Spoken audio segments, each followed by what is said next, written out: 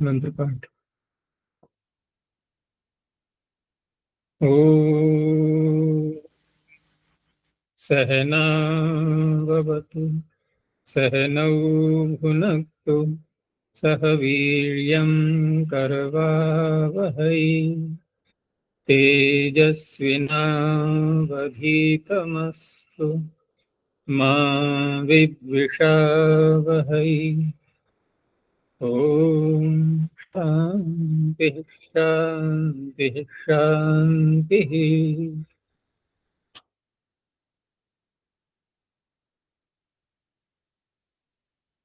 काशिका की 27वीं कक्षा, प्रथम अध्याय के द्वितीय पाद में 58वां सूत्र चलेगा। 57 तक हो गए हैं। पूछना है कुछ? जी आचार्य, इसमें विशेषणानाम चा जाते हैं, इसमें जो अजाते हैं कहा है ये, और उसमें जो पूर्व सूत्र में पंचालाह, वहां पे जो दस्युनिवास से जनपद अर्थ में किया था वो, और यहाँ पे भ्रांति हो रही है। वहाँ जनपद और यहाँ जाति के रूप में जनपद। वो भी जनपद ही है। भ्रांति कहाँ हो रही है? उसमें स्पष्टता नहीं हो रहा है। पंचालाह बहुवचन दिख रहा है। हम्म, विशेषणानाम क्या जाते हैं, पंचालाह में बहुवचन है, और वहां भी बहुवचन था। वहां भी पंचालाह जो बहुवचन था वो जनपद अर्थ में ही था, क्योंकि व्यक्ति वचन पूर्व के ही आ गए। तो पंचालाह बहुवचन जैसे वहां पर है वैसे यहाँ पर है। जो अर्थ पंचालाह का वहां है वही है यहाँ पर भी है। अब ये जो अन्य विशेषण आ रहे हैं, पंचालाह नाम का जो एक जनपद है, बहुवचन तो आना ही है, भले ही एक है वो, तो वो कैसा है? रमणीय है, बहुत अन्न वाला है, बहुत क्षीर और घृत वाला है, बहुत माल्य फल वाला है। ये सारे उसके हो गए विशेषण। तो इन विशेषणों में भी बहुवचन हो गया, ठीक है ना? नहीं। लेकिन यहाँ ये जो प्रश्न उठाया गया था कि इनमें तो बहुवचन स्वतः ही प्राप्त है, कहने की आवश्यकता क्या है? विशेषण में विशेष्य के अनुसार लिंग वचन होते ही हैं। इसको आप अलग से क्यों सूत्र के द्वारा कह रहे हो? तो उसका उत्तर दिया था मैंने कि जाति का निषेध करना है, ये मुख्य इस सूत्र का कार्य है। कि जातिवाचक शब्द यदि आएंगे तो वहां पर व्यक्ति वचन युक्तवत नहीं होंगे, उसके लिए सूत्र है ये। तो भ्रांति कहाँ हो रही है इसमें? बहुवचन देख करके। जो यहाँ से जात्यर्थस्य चायम युक्तवत् भवप्रतिषेधः, जो अंत में पंचालाह जनपदः रमणीयः अच्छा, बहुवन्नः, ये यहाँ पर, रमणीय बहुवन्न हाँ, यहाँ जो जनपद के। पंचालाह जनपदा है, तो यहाँ पंचालाह तो बहुवचन हुआ, जनपद में थोड़ी बहुवचन होगा। जनपद, देखो वहां पर भी पंचालाह जनपदाह नहीं बोलेंगे, वहां भी क्या बोलेंगे? पंचालाह जनपदः, ये तो वहां भी बोलेंगे। अब यहाँ जो दो वाक्य हैं इधर, कि पंचालाह के आगे एक स्थल पर तो है रमणीयः बहुवन्नः, एक स्थल पर है जनपदः रमणीयः, ठीक है ना? तो यहाँ जनपद शब्द बोल करके, क्योंकि जनपद तो एक वचन में ही आना है, पीछे नहीं बोला है, इसका तात्पर्य ये नहीं है कि जनपद बोलेंगे तो वहां बहुवचन आ जाएगा। जनपद में तो एक वचन होना ही है। जनपद में व्यक्ति वचन नहीं हो रहे हैं, कहीं से भी नहीं आ रहे हैं वो तो एक वचन तो होना ही है। लेकिन जनपद कह करके जब रमणीय शब्द बोला गया, तो अब ये जो रमणीय विशेषण है ये पंचालाह का नहीं है, ये जनपद का विशेषण है, जनपद शब्द का। तो जनपद जातिवाचक शब्द हो गया, जनपद जातिवाचक शब्द हो गया। वहाँ भी जनपद तो बहुत जो है। पंचालाह है वो, वहाँ भी पंचालाह वो भी जनपद ही है। वो पंचालाह जनपद है, लेकिन व्यक्ति वचन तो आ रहे हैं पीछे से युक्तवत। हाँ युक्तपद व्यक्ति वचन आ रहे हैं और जी उसी का हमें बनाना है विशेषण। अगर उसको भी हम जनपद मानेंगे और जाति मानेंगे और जाति मानकर खंडन करने लगे तो फिर विशेषण कहाँ मिलेंगे ऐसे जिनमें हमें व्यक्ति वचन युक्तपद लाने हैं? वो तो कहीं भी नहीं मिलेंगे फिर, वो तो कहीं भी नहीं मिलेंगे। और सूत्र कह रहा है विशेषणानाम च, विशेषणों में व्यक्ति वचन युक्तवत होंगे उसी के समान। अब यहाँ पर जब इसको हम और जाते हैं कह करके निषेध किया तो हम स्पष्ट ही खंडन करने लगे हैं कि पंचाला है तो यहाँ पर ये। हाँ, एक बात और भी है, पंचाला नाम है ये। अभी बात ये कही थी ना कि पंचाला भी जन्म जो है जातिवाचक है। हाँ जी कैसे है जातिवाचक? देवदत्त ये जातिवाचक है या व्यक्तिवाचक है? व्यक्तिवाचक तो पंचाला नाम है नहीं है, संज्ञा है ये। संज्ञा जी कभी भी जातिवाचक नहीं होती। लेकिन जनपद शब्द एक सामान्य है। सामान्य बोलते ही क्या होता है? सामान्य भी तो एक, सामान्य का अर्थ क्या होता है? जाति ही तो होता है वैशेषिक दर्शन में, विशेष और सामान्य। तो जनपद एक सामान्य शब्द है अर्थात जातिवाचक शब्द है और उसका विशेषण बना रमणीय बहुवर्ण आदि। तो इनमें युक्तवत भाव नहीं होगा। जी पंचाला में वहां भी तो जनपद अर्थ में ही किया था, तो वहीं पे ये यही पॉइंट मिस हो गया कि ये संज्ञा है। हाँ, वो संज्ञा है, वो जातिवाचक नहीं है। हम्म, लेकिन पंचाला के आगे जैसे हम कहें देवदत्त मनुष्य, अब ऐसे बोल दिया हमने तो देवदत्त जातिवाचक नहीं है, लेकिन उसका जो विशेषण बोला हमने मनुष्य, ये तो जातिवाचक हो गया। जी ऐसे यहाँ पर भी है पंचाला जनपद। अब जनपद को बिना बोले हम रमणीया बहुवन्ना बोलेंगे, अब ये पंचाल के बनेंगे विशेषण। ये देवदत्त सुंदर अस्ति और देवदत्त मनुष्य सुंदर अस्ति। तो यहाँ पर मनुष्य का विशेषण है सुंदर, अब देवदत्त का नहीं।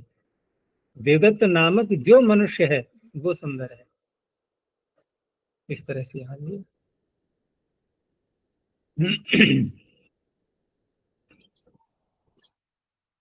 आगे है जात्याख्यायाम एकस्मिन् बहुवचनम अन्य तरस्याम।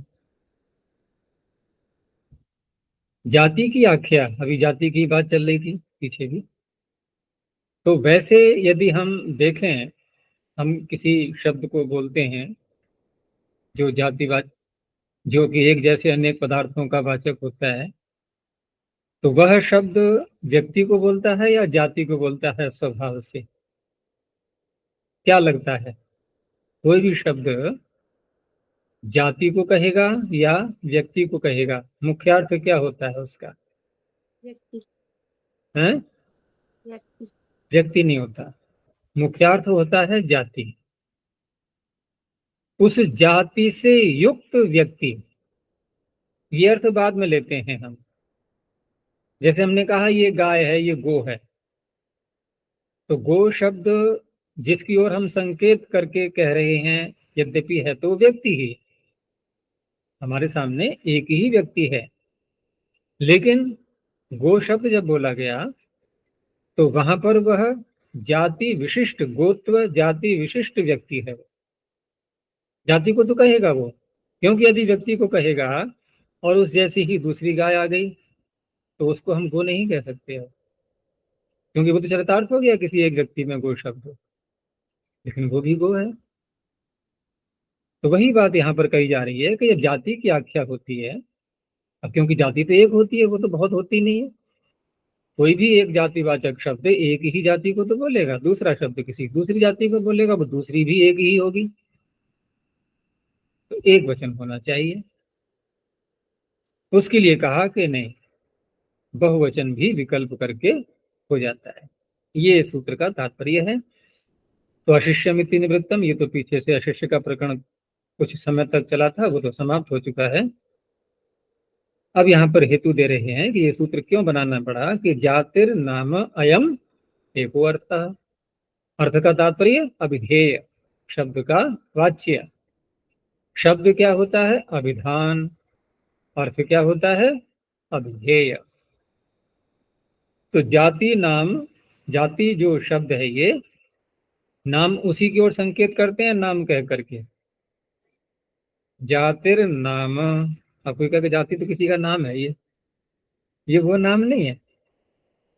यहाँ नाम का तात्पर्य ये जो जाति शब्द है, ठीक है ना, एक जोर देना होता है ना किसी विशेष शब्द पर, तो नाम शब्द बोलते हैं उसके आगे कि देवदत्तो नाम अयम, ये जो देवदत्त नाम का है ये ऐसा है वैसा है, ये बाद में बातें आएंगी, तो जोर दे करके हमने किसी एक को लिया। ऐसे यहाँ पर जातिर नाम अयम, एको अर्थ, ये जो शब्द है ये जिसको कह रहा है वो अर्थ कितना है, एक, संख्या की दृष्टि से। तद अभिधाने, अब उसके अभिधान में, अभिधान माने उसके शब्द में, उसके वाचक शब्द में क्या आना चाहिए, एक वचन में वो प्राप्तम। अतः इदम उच्यते, इसलिए ये सूत्र बनाया गया है बहुवचन करने के लिए। तो जातिराख्या जात्याख्या ये समास दिखा दिया, आख्या माने कथन, तो जात्याख्यायाम जाति के कथन करने में एकस्मिन अर्थे, अर्थ एक ही है हम मान रहे हैं, लेकिन बहुवचनम अन्यतरस्याम भवति। और स्पष्ट किया कि जात्यर्थो, जो जाति वाचक शब्द का अर्थ है वह बहुवत भवति इति यावत, वो बहुत के समान हो जाता है। अब हम वैसे देखें विचार करके वह से कि जाति भले ही एक है, लेकिन क्या किसी ने ऐसी जाति देखी है जो एक में ही मिलती हो, बताओ, सोचो। ईश्वर है, एक ही है जो। मैं यही सोच रहा था ईश्वर ही आएगा समझ में, तो ईश्वर जाति नहीं है, ठीक है ना, ईश्वर जाति नहीं है। जाति का लक्षण क्या है, समान प्रसवात्मिका जाति है। सामान्यत्व चर्चा जो न्याय के है, द्रव्य गुण कर्म आदि इसमें जो सामान्य है, सामान्यत्व वही जाति। हाँ लक्षण भी तो बताना चाहिए ना थोड़ा उसका, तो लक्षण बता रहा हूँ कि समान प्रसवात्मिका जाति ही, समान प्रसव के स्वरूप वाली, समान प्रसव का स्वरूप, ठीक है ना, प्रसव माने ज्ञान, समान ज्ञान के स्वरूप वाली। अब समान ज्ञान एक में होता है या एक से अधिक में होता है, एक से अधिक में। तो ईश्वर तो एक ही है। अब हम राजा अर्थ ले लें ईश्वर का, वो मत करना छल कपट, यहाँ ईश्वर का अर्थ ईश्वर ही हो रहा है, ठीक है ना। तो समान प्रसवात्मिका जाति ईश्वर जाति है। तो अब जो मैंने कहा कि जाति क्योंकि एक से अधिक में होती है, तो वैसे भी देखा ना अधिक तो हो ही गए ना वो, कि देखो इसमें भी ये जाति, इसमें भी जाति, इसमें भी जाति।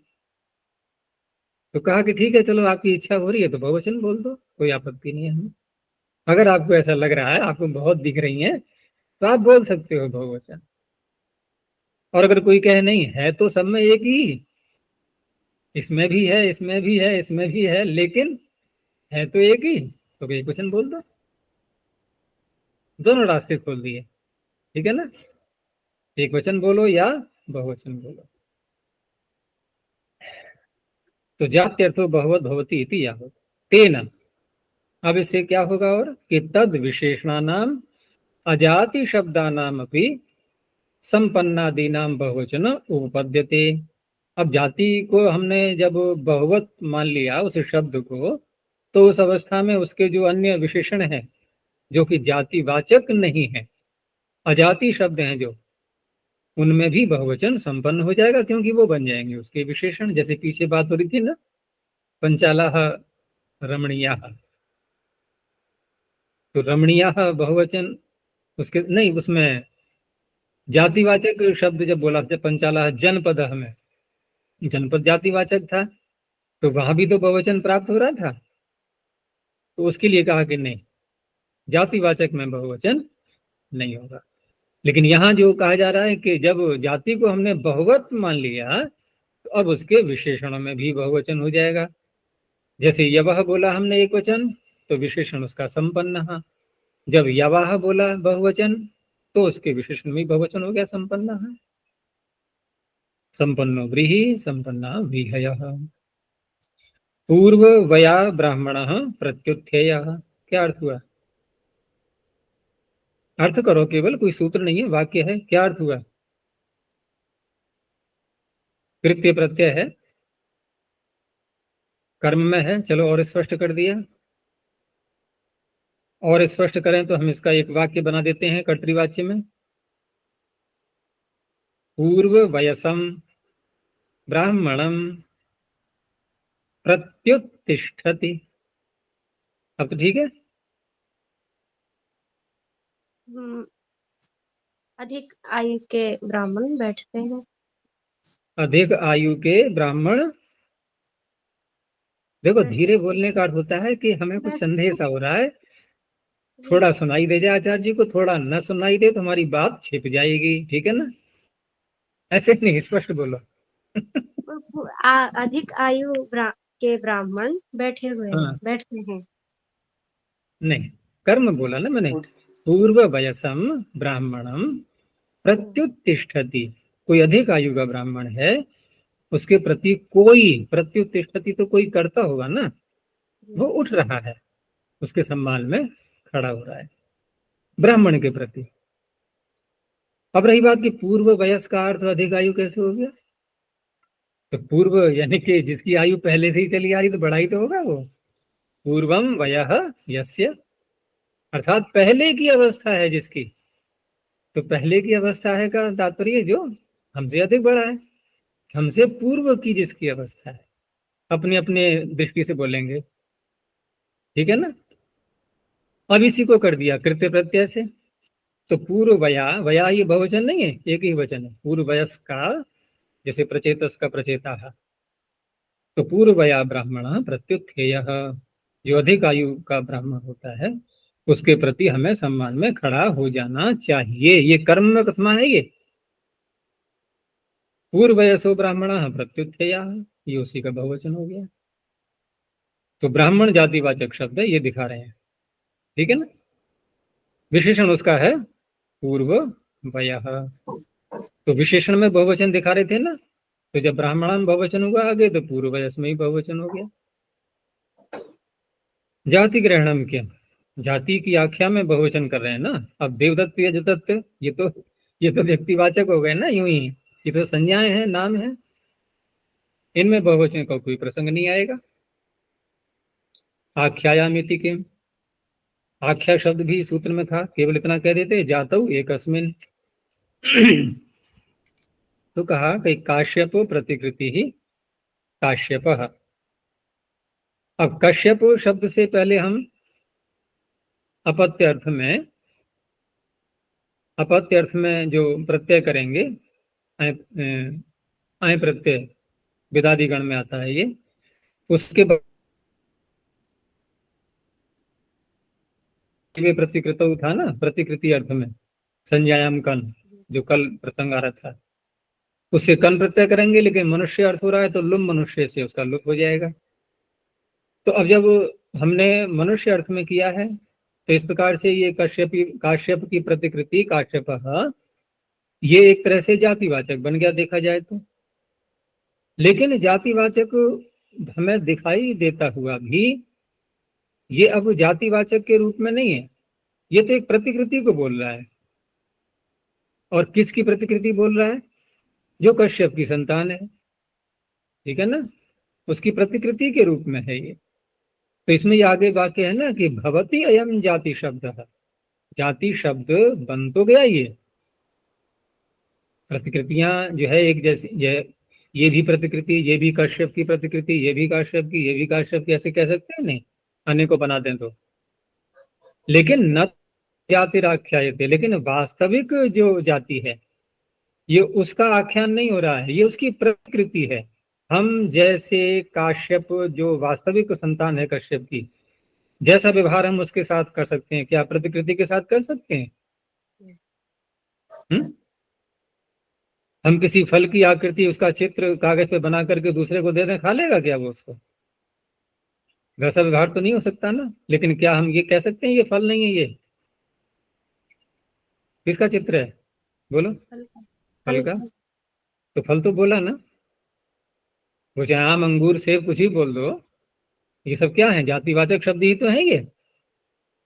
तो जातिवाचक की आकृति जातिवाचक नहीं, लग रहा है कि ये जाति है। वही कह रहे हैं कि भवती अयम जाति शब्द न त्वनेन जातिराख्यायते किम तर्हि प्रतिकृति ही, उसकी प्रतिकृति का आख्यान हो रहा है। इसलिए आख्या शब्द जब सूत्र में बोल दिया तो थोड़ा जोर देने के लिए हो गया कि वास्तव में जाति की ही आख्या हो, उसी का कथन हो, तब एक वचन में बहुवचन हो सकता है। एक अस्मिन नीति किम, एक में बहुवचन है, द्विवचन में बहुवचन नहीं। अब यहाँ व्रीहि भी जातिवाचक है, यो भी जातिवाचक है, दोनों का द्वंद्व समास किया। अब यदि एक अस्मिन नहीं कहा जाएगा कि जात्याख्यायाम बहुवचनम अन्यतरस्याम, ये जातिवाचक शब्द हैं, इनकी आख्या हो रही है। व्रीहि व्रीहि कोई तो कह रहा है, जाति कोई कह रहा है, ये भी जाति को कह रहा है, तो यहाँ भी बहुवचन करो फिर। नहीं, एक अस्मिन बहुवचन।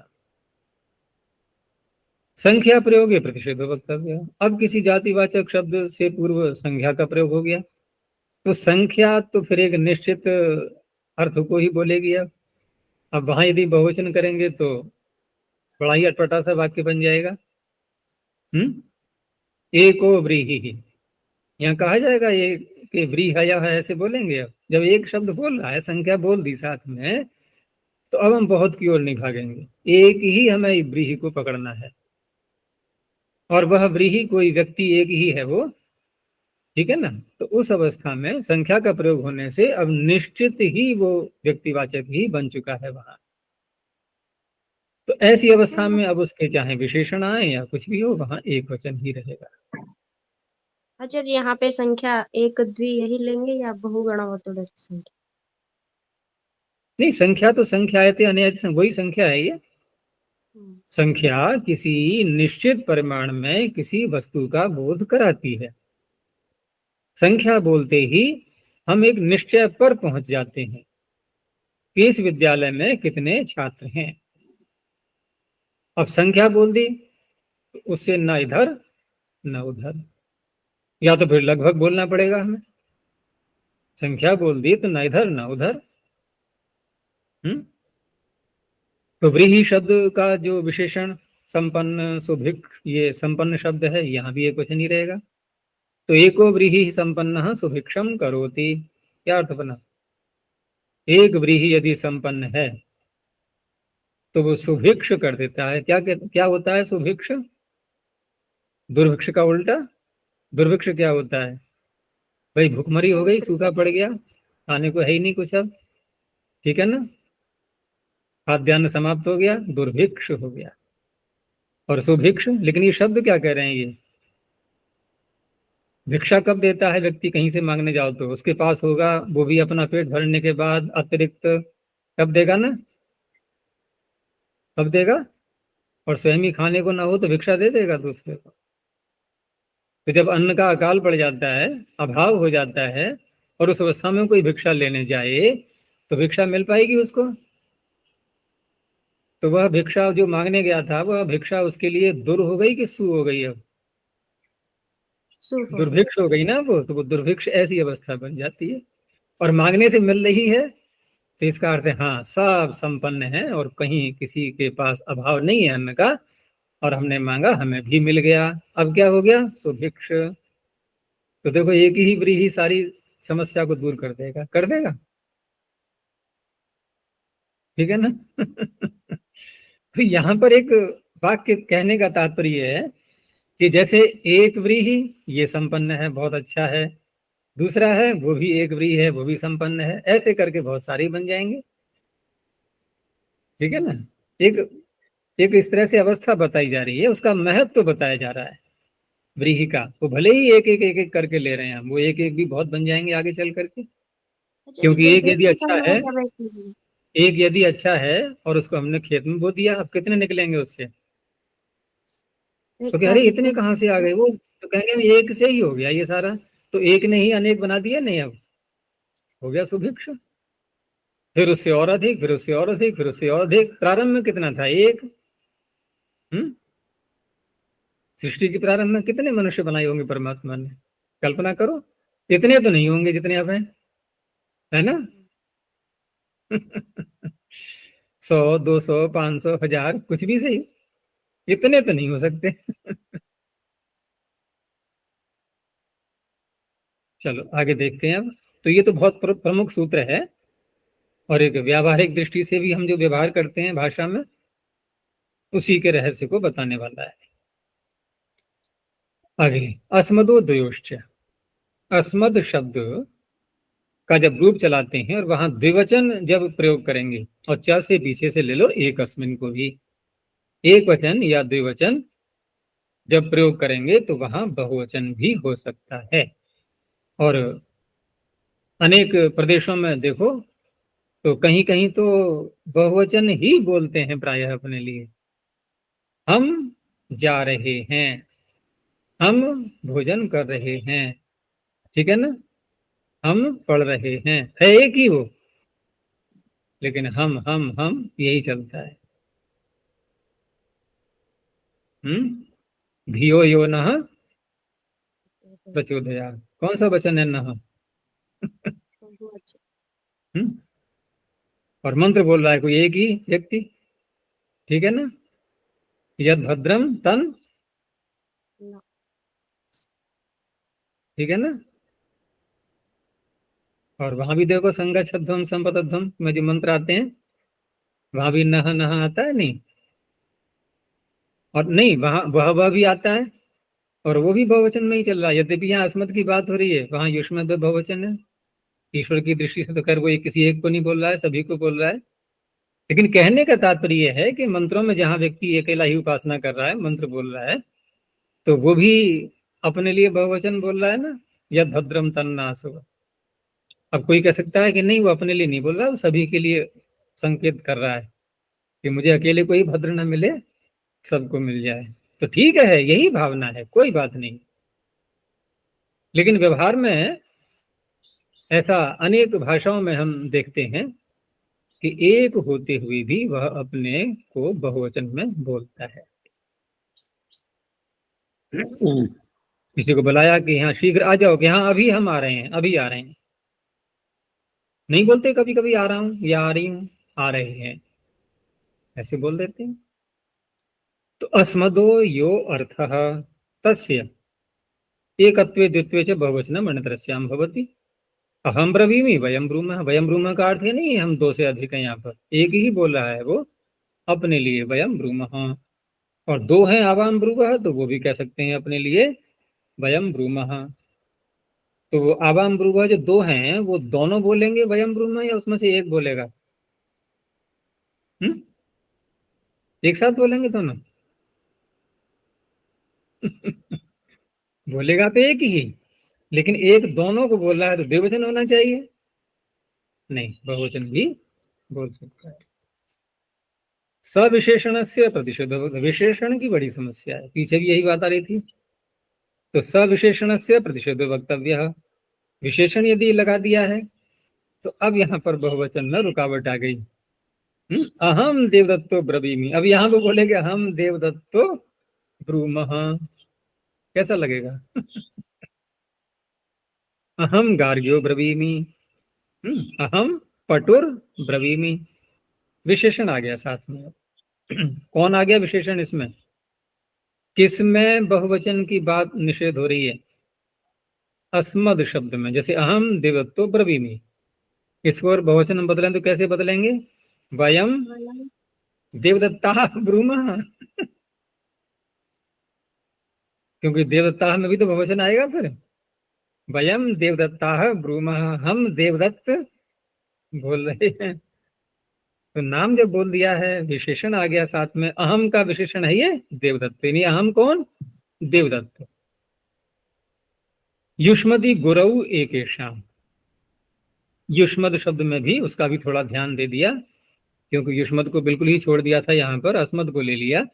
तो कहा नहीं, युष्मद में भी है, लेकिन एक अन्य अवस्था में, कि गुरु, गुरु अर्थ जब होता है, गुरु को कहने के लिए युष्मद का जब प्रयोग करते हैं, तो उस अवस्था में एक वचन में बहुवचन, द्विवचन में नहीं, एक वचन में बहुवचन बोल सकते हैं। एक ऐसा माने कुछ आचार्य ऐसा मानते हैं, जैसे त्वम में गुरु हूँ, ठीक है ना। अब यहाँ पर एक वचन का प्रयोग किया गुरु को कहने के लिए, तो यहाँ पर यूयम में गुरवः ऐसा भी बोल सकते हैं, कुछ लोगों का ऐसा मत है। ये युष्मद अस्मद की बात हो गई। अब नक्षत्रवाचक शब्द के कुछ सूत्र आ रहे हैं। नक्षत्र का भी हम व्यवहार दो प्रकार से करते हैं। एक तो नक्षत्र होते हैं चंद्रमा के साथ जोड़ करके, जैसे 28 27 नक्षत्र कहलाते हैं। सामान्य अर्थ क्या होता है नक्षत्र का? जितने भी आकाश में ये ज्योतिष यानी कि ताराएं दिखाई दे रही हैं, नक्षत्र मंडल पूरा आकाश रात्रि में दिखता है नहीं, जो कि हम कह सकते हैं अगर गंभीरता से विचार करें तो अपने अपने सौर मंडल के पृथक पृथक सूर्य हैं ये सारे। उनका अपना महत्व है ना अपने क्षेत्र में। हमारे लिए तो टिमटिमा रहे हैं जरा जरा से वो, जैसे हमारे सौर मंडल में हमारे सूर्य का हमारे लिए महत्व है, ऐसे ही उनके सौर मंडल में उनके सूर्य का महत्व है। हमारा भी तो सूर्य अन्य सौर मंडलों में बसने वाले पृथ्वीवासी लोगों को क्या दिखाई देगा? तारा के रूप में ही दिखाई देगा। तो बड़ा आश्चर्य होगा, अरे ये इतना बड़ा सूर्य तारा दिखाई देगा उनको, तो हमें भी दिखाई दे रहा है। तो इस तरह से नक्षत्र हम इस अर्थ में भी लेते हैं, जो आकाश में सारे तारे दिखाई दे रहे हैं। यहाँ क्या लेंगे? अब क्योंकि नाम आ रहे हैं तो नाम तो उन्हीं के हैं ना, जो कि चंद्रमा के साथ मिलकर के होते हैं, चंद्रमा के साथ जोड़ करके जो नाम रखे जाते हैं। और सामान्य अर्थ में भी ले लेंगे, दोनों बातें आएंगी। तो फल्गुनी प्रोष्ठ पदा नाम च नक्षत्रे, नक्षत्रों की गणना करते हैं हम तो ये दो दो भी आते हैं ना जोड़ों में। फल्गुनी 2 हैं, प्रोष्ठपद भी 2 हैं, आगे पुनर्वसु आएंगे, ये दो दो है ना जोड़ों में। तो उसी के लिए सूत्र है ये। तो फल्गुनी और प्रोष्ठपद, इसमें च सूत्र में आया है ऊपर से द्वयोः की अनुवृत्ति लेने के लिए। तो चकारः द्वयोः इत्यनुकर्षणार्थः।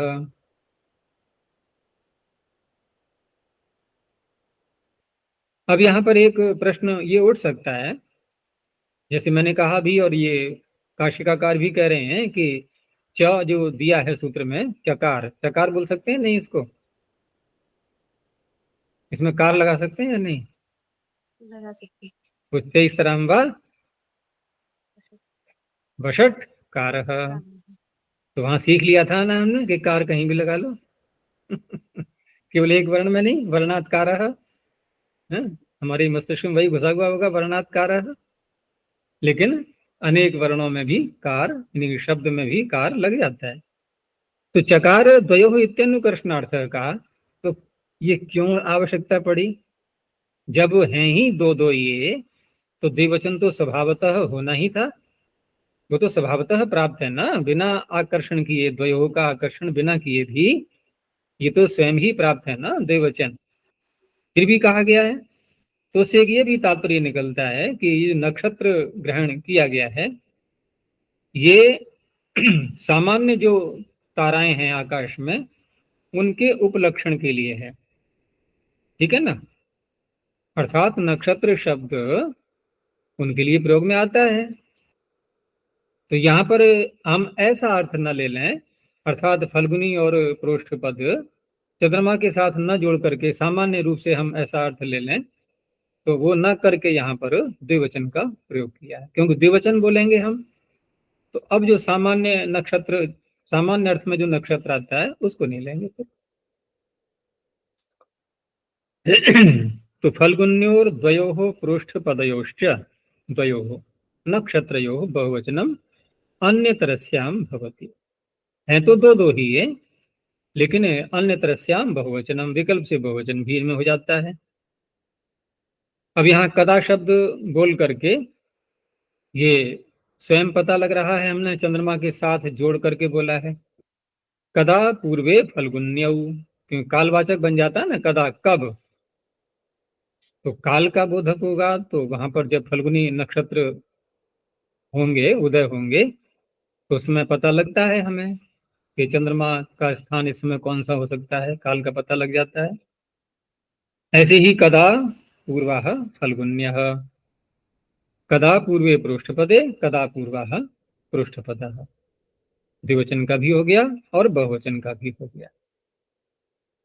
अब नक्षत्र यदि अर्थ नहीं होगा इनका, तो उस अवस्था में भले ही हम द्विवचन का प्रयोग करें, लेकिन वह द्विवचन किसी अन्य अर्थ को बोलेगा।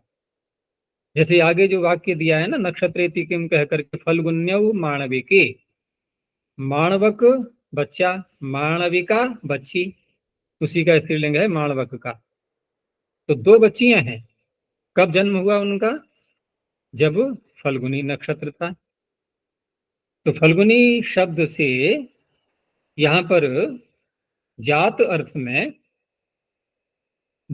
में ट प्रत्यय करेंगे यहां पर, ठीक है ना। कोई सूत्र नहीं है, एक वार्तिक है यहाँ पर। फल्गुनी अषाढ़ाभ्याम ट अनौ टानौ वक्तव्यौ। फल्गुनी से ट प्रत्यय और अषाढ़ शब्द से अन प्रत्यय जात अर्थ में, ठीक है ना। अब ये टित है तो टित होने से ङीप भी कर दिया हमने टित ढाने से। तो फल्गुनी का अर्थ क्या हो गया? फल्गुनी नक्षत्र में उत्पन्न कौन? मालविका। अब दो मालविकाएं हैं, दो बच्चियां हैं, तो फल्गुन्यौ माणविके। अब यहाँ जो फल्गुन्यौ द्विवचन में शब्द आ रहा है, क्या नक्षत्रवाची है ये तो उन बच्चियों को बोल रहा है ना, इसलिए यहाँ पर बहुवचन नहीं होगा। छंदसी पुनर्वस्वोर एक वचनम, पीछे से अन्यत्रस्याम की अनुवृत्ति आ रही है, अन्यत्रस्याम इत्यनुवर्तते। अब इस सूत्र में और पीछे में क्या अंतर है? उसने तो द्विवचन में बहुवचन किया था विकल्प से, ये कह रहा है एक वचन, ठीक है ना, विकल्प करके। अर्थात वहां द्विवचन से बहुवचन की ओर गए हम, यहां द्विवचन से एक वचन की ओर आ रहे हैं। ये अंतर आ गया ना दोनों सूत्रों में। लेकिन वो एक सामान्य रूप से था, ये छंद के लिए है। ये थोड़ी और विशिष्टता भी है सूत्र में। तो द्वयोर द्विवचने प्राप्त, ये स्वभावतः प्राप्त हो रहा था द्विवचन। तो ये तो पिछले सूत्र में भी यही बात थी, द्विवचन तो स्वभावतः प्राप्त हो रहा था। तो विधान किसका किया? बहुवचन का। यहाँ भी द्विवचन स्वभाव से प्राप्त हो रहा है, विधान किसका कर रहे हैं? एक वचन का। तो द्वयोर द्विवचने प्राप्त पुनर्वस्वो हो, क्योंकि ये भी दो हैं, तो पुनर्वस्वो हो छंदसी विषय एक वचनम अन्यत्रस्याम भवति। उदाहरण देख लो, पुनर्वसुर नक्षत्रम, कौन सा वचन है ये? एक वचन। आदित्य देवता, इसको मत घटाना यहाँ पर, ये तो एक पूरा जो वाक्य है ना वो पूरा दे दिया है। हमारा जो उदाहरण है वो केवल है पुनर्वसुर नक्षत्रम। अब इसी को द्विवचन कर दो। द्विवचन तो स्वभावतः था, ये एक वचन सूत्र ने किया है केवल यहाँ पर। जब द्विवचन रहेगा तो पुनर्वसु नक्षत्रम, नक्षत्र में तो एक ही वचन रहेगा, पुनर्वसु में द्विवचन रहेगा। पुनर्वसु नक्षत्रम आदित्य देवता। पिछली वाली बात यहाँ भी घटाएंगे, नक्षत्र अर्थ में ही करना है, उस नक्षत्र में उत्पन्न बच्चों को कहने के लिए नहीं करना है। पीछे माणविका लिया था, या माणवक हो गया, ठीक है ना, पक्षपात नहीं है, दोनों का ग्रहण हो गया। तो पुनर्वसु माणवकौ, पुनर्वसु नक्षत्र में उत्पन्न दो माणवक, यहां पर एक वचन नहीं बोलेंगे। तो यहाँ संधि विलाद ऋतु नक्षत्र सूत्र है, उसे जात अर्थ में अण प्रत्यय करेंगे। और लुक करने का यहाँ सूत्र दूसरा है, शविष्ठा फल्गुनी अनुराधा स्वाति तिष्य पुनर्वसु हस्त विशाखा आषाढ़ा बहुला लुक, इसे लुक कर दिया गया है। तो रहेगा पुनर्वसु का पुनर्वसु ही। छंदसी किम, तो वेद में यानी कि लोक में द्विवचन ही रहेगा, बहुवचन करने का कोई सूत्र नहीं, क्योंकि बहुवचन तो दो को ही किया गया था पीछे, ठीक है ना, दो को ही किया गया था, इसको नहीं किया गया है। केवल फल्गुनी और पृष्ठ पद में ही बहुवचन होता है। एक और ले लिया। आचार्य जी, छंद में दो प्रकार के हैं, तो एक एक जैसा पढ़ा है उसका विशिष्ट अर्थ होगा। अब लोक में हम इस नक्षत्रवाची, इनसे हम विकल्प करके बोलना, यहाँ क्या अर्थ हो रहा है? जो लोक जैसा है में कहाँ वैसे कर ही रहे हैं बोलते विकल्प? लोक में कहाँ कर रहे हैं? लोक में तो पुनर्वसु फल्गुनी ही बोलेंगे। फल्गुनी प्रोष्ठपदा नाम में। हाँ, फल्गुनी प्रोष्ठपदानाम में छंद और लोक कोई विशेषण दिया नहीं है उसमें, वो कहीं भी प्रयोग हो सकता है उसका। तो वहां पर बहुवचन और द्विवचन, जैसे उदाहरण दिया था ना, कदा पूर्वे फल्गुन्यो, कदा पूर्वाह फल्गुन्यः, दोनों प्रकार से प्रयोग कर सकते हैं। ये लोक लोक के लिए हो गया। अब वेद में कैसे आता है वो वहां अन्वेषणीय है, आता भी है नहीं आता है ये भी विचारणीय है, ये सब देखने की बातें हैं, अनुसंधेय है ये। लेकिन ये केवल छंद में ही करेगा, लोक में नहीं करेगा, ये तात्पर्य है। लोक में बोलना है तो केवल हमें द्विवचन ही बोलना होगा, और वहां बहुवचन भी बोल सकते हैं लोक में।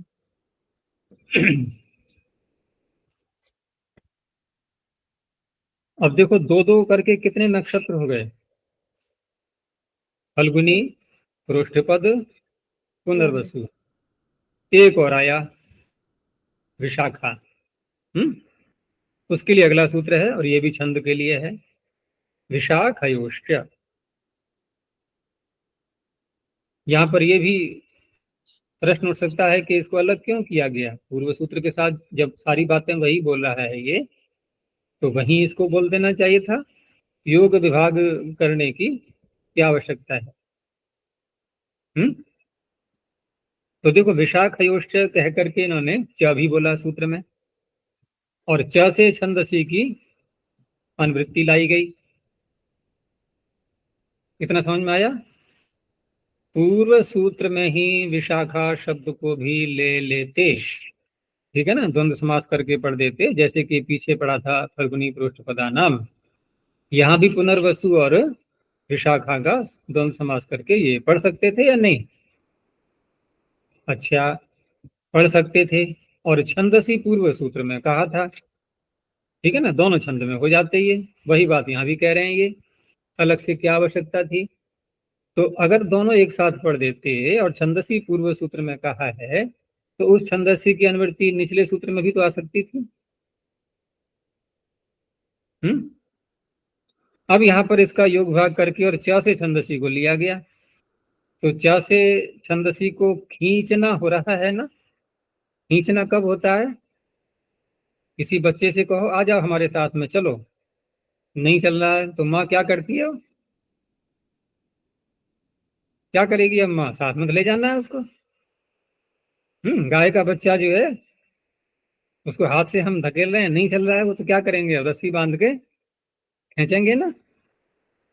बहुत करते हैं ना गाय के बच्चे, हम जहाँ ले जाना चाहते हैं वहां नहीं जाना चाहते वो, या गाय से हमें दूर हटाना है तो कैसे हटाएंगे? अब खींचेंगे ना उसको। तो यहाँ च से खींचा जा रहा है, वो कौन? छंदसी। तो इसका अर्थ है वो स्वभाव से आ नहीं रहा था ना, आना नहीं चाह रहा था, अब खींच के लाया गया, ठीक है ना, इसने तो खींच लिया, और अगले सूत्र ने वो तो चा नहीं बोल रहा है, तो हो गया ना समाप्त, बस यहीं तक तो खींचा, आगे खींच के नहीं जाएगा। और अगर पूर्व सूत्र में ही विशाखा को और इसको दोनों को पुनर्वसु को बोल देते, तो छंदसी सरलता से नीचे आ सकता था ना। अनुवृत्तियां आती ही हैं ऐसे ही प्रायः करके।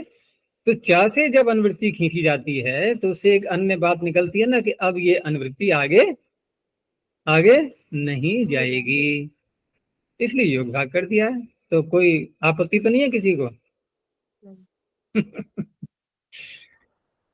तो छंदसी इति वर्तते द्विवचने प्राप्ते छंदसी विषये विशाखयोः एक वचनम अन्यतरस्याम भवति। ठीक वैसा ही है, अर्थ तो वही होगा जैसे पहले किया था। तो विशाखा नक्षत्रम और विशाखे नक्षत्रम, आगे जो शब्द है इंद्राग्नि देवता, ये पूरे वाक्य का ग्रहण करके यहाँ पर लिखा गया है। अब एक और बात कही, अब यहाँ कह रहे हैं कि हम तीन तीन नक्षत्र इनको जब इकट्ठा करेंगे तो कौन सा वचन प्राप्त हो रहा है? स्वभावतः बहुवचन। उसको क्या करना है? उसको द्विवचन करना है। सब उलटफेर हो रहा है ये, बिल्कुल, है ना। तो तिष्य पुनर्वसोर नक्षत्र द्वंद्वे बहुवचन से द्विवचनम नित्यम, बहुत स्पष्ट है। देखो, तिष्य कितने हैं? एक। पुनर्वसु कितने हैं? पीछे बताए थे अभी, दो। और दोनों का द्वंद्व करेंगे तो संख्या कितनी बन गई? तीन। तो वचन कौन सा आएगा? बहुवचन। उसमें द्विवचन और वो भी नित्य किया जा रहा है।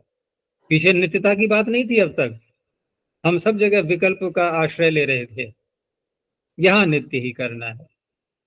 छंदसी निवृत्तम, वो तो पीछे बताया था, वो च ने निवृत्त करा दिया छंदसी को। तो तिष्य एक पुनर्वसु द्वौ तेषाम द्वंद्वो बहुअर्थः, उनका द्वंद्व बहुत अर्थ वाला ही तो होगा। ते तत्र बहुवचने प्राप्ते द्विवचनम विधीयते। तिष्य पुनर्वसोर नक्षत्र विषये द्वंद्वे बहुवचन प्रसंगे नित्यम द्विवचनम भवति। अब द्विवचन का ही प्रयोग करना है तो क्रिया भी ऐसी बोलेंगे, उदितौ तिष्य पुनर्वसु है ये, जबकि 3 होना चाहिए था, उदिताः तिष्य पुनर्वसवः, ऐसा न होकर के द्विवचन में। और क्रिया भी द्विवचन में आएगी। दृश्येते, ये एकार की मात्रा लगा लेना अगर नहीं है तो। उदितौ तिष्य पुनर्वसु दृश्येते, तो ये जो है इनके विषय में कहा। अब कहा कि इनका आपने नाम क्यों ले लिया, तिष्य पुनर्वसोरिति किम, तो फिर अन्य भी हम जोड़ सकते हैं यहाँ पर, उनका ग्रहण नहीं है।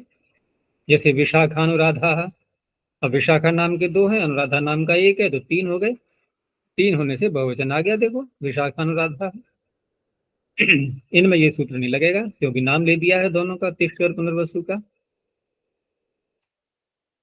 नक्षत्रेति किम, कौन सा नक्षत्र, ये जो सूत्र में है ना, तिष्य पुनर्वसु और नक्षत्र द्वंद्वे, नक्षत्रवाची होना चाहिए।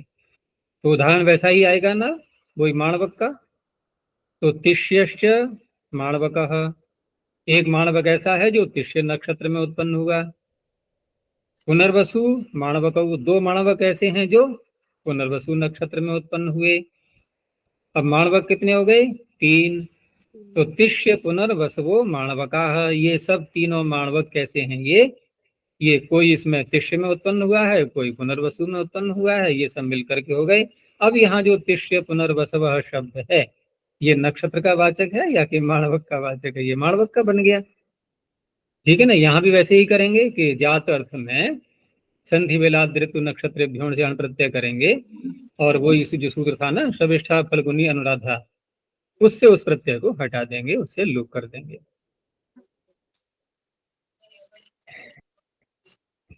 तो कहा कि आपने, ठीक है, हम आपकी बात समझ गए कि नक्षत्र आपने ग्रहण इसलिए किया है कि अन्य अर्थ में आएगा तो बहुवचन द्विवचन नहीं होगा, लेकिन ये तो नक्षत्र पीछे से भी अनुवृत्ति ले सकते थे ना, कि ननुच प्रकृतम एवं नक्षत्र ग्रहणम किमर्थम पुनरुच्यते, वो तो प्रकृत यानी कि प्रकरण से पीछे से आ ही रहा था, फिर पुनः कहने की क्या आवश्यकता है। तो अब थोड़ा सा एक विशिष्ट अर्थ और निकाल रहे हैं कि पर्यायाणामपि यथा स्यात्, इनके पर्यायवाची तिष्य और पुनर्वसु के पर्यायवाची भी यदि कोई प्रयोग करेंगे तो वहां पर भी ये सूत्र बहुवचन का द्विवचन कर देगा।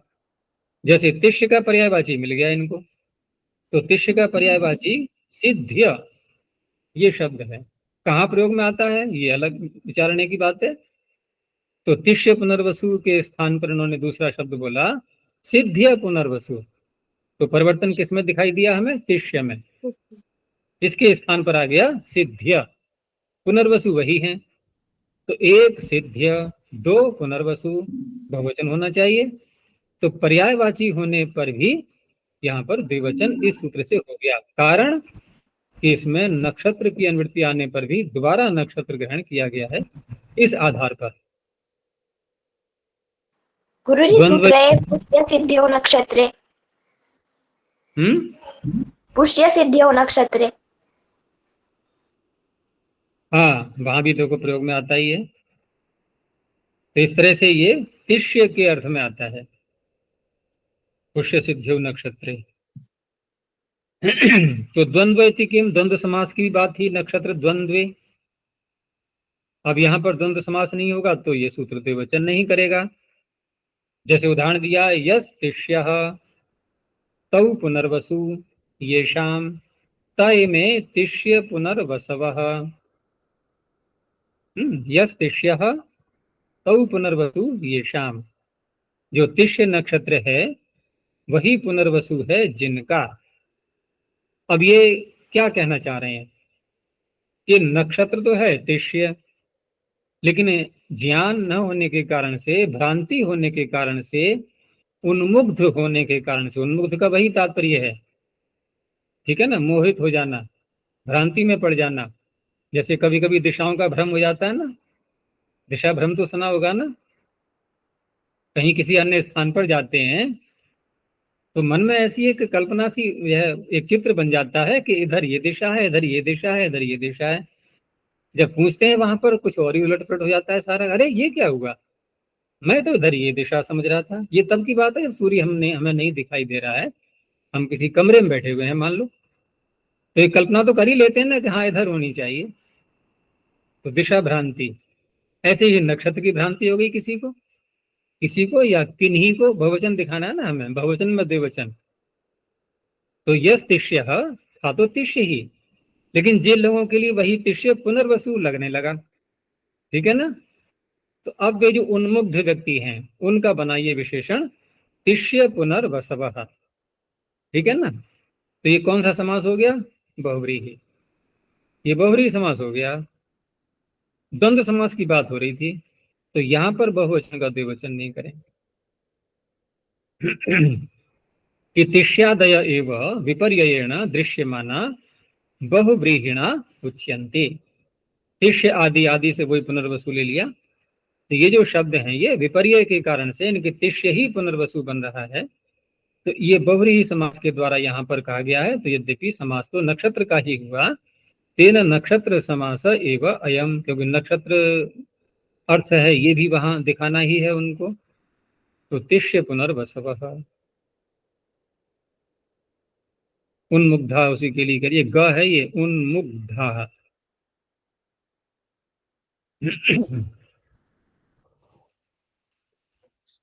आगे बहुवचन से किम, बहुवचन को द्विवचन करना है। एक वचन से मा भूत, तो तिष्य पुनर्वसु इदम, तिष्य पुनर्वसु इदम। अब यहाँ पर तिष्य पुनर्वसु, ये प्रश्न ये उठेगा कि ये प्रयोग हो कैसे गया फिर आपका। आपने पीछे ये कहा था कि तिष्य एक, पीछे देखो वाक्य, पुनर्वसु द्वौ, तेषाम द्वंद्वो बहुअर्थ। और आप क्या कर रहे हैं यहाँ पर, ये अपनी बात पे कायम है क्या?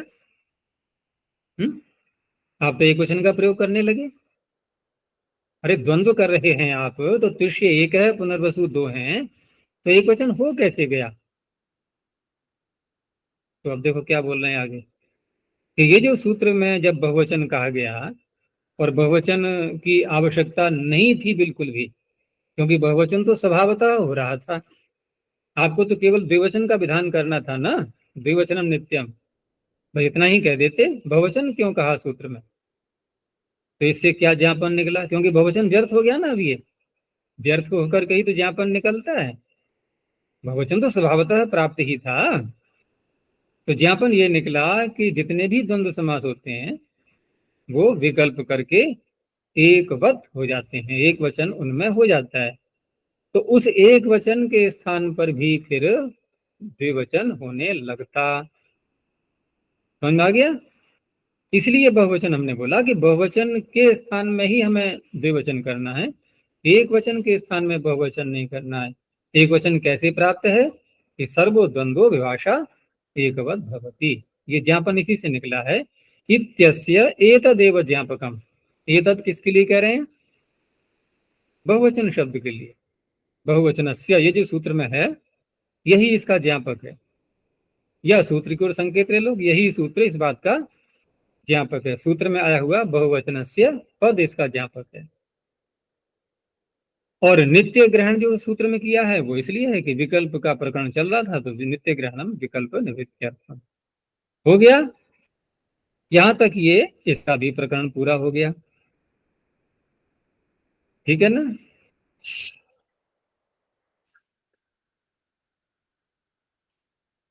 चलो आगे और देखते हैं। स्वरूपाणाम एक शेष एक व्यक्त, ये अलग प्रकरण चल रहा है पाद के अंत तक। ये सूत्र जब महाभाष्य में पढ़ोगे तो थक जाओगे कि कब समाप्ति होगी इसकी। 65 वार्तिक हैं इस सूत्र पर, है ना, महाभाष्य में। यहाँ तो मैं बहुत संक्षेप में ही समझना है, ज्यादा विस्तार नहीं करना, बहुत चर्चाएं हुई हैं इसके ऊपर। तो स्वरूपाणाम सबसे बड़ा सूत्र तो वैसे देखें महाभाष्य में जिसकी व्याख्या की गई है वो है समर्थः पद विधि। मैंने पहले ही बताया होगा एक आध बार, बहुत विस्तार है उसका। तो समानम रूपम तेषाम, ये स्वरूप का अर्थ कर दिया। रूप समान होना चाहिए, शब्द का, शब्द की बात हो रही है यहाँ पर। तो स्वरूपाणाम एक शेष, उनमें से एक शेष रहता है। स्वरूपाणाम शब्दानाम एक विभक्तौ परतः एक शेषो भवति। यहाँ पर 5 पक्ष उठाए गए हैं महाभाष्य में अलग अलग अर्थ करते हुए, उनमें से 5वां पक्ष निर्दुष्ट स्वीकार किया गया है, उसी अर्थ को यहाँ पर ये रखा गया है। ठीक है ना, निचोड़ इसका। तो स्वरूप शब्दों का एक विभक्ति परे होने पर उनमें से एक बचता है, बाकी हट जाते हैं। एकः शिष्यते इतरे निवर्तन्ते। जैसे वृक्षस्य, वृक्षस्य 2 बार बोला हमने, क्योंकि ये भी वृक्ष है, ये भी वृक्ष है। तो जितने पदार्थ उतने शब्द, नियम तो यही होता है।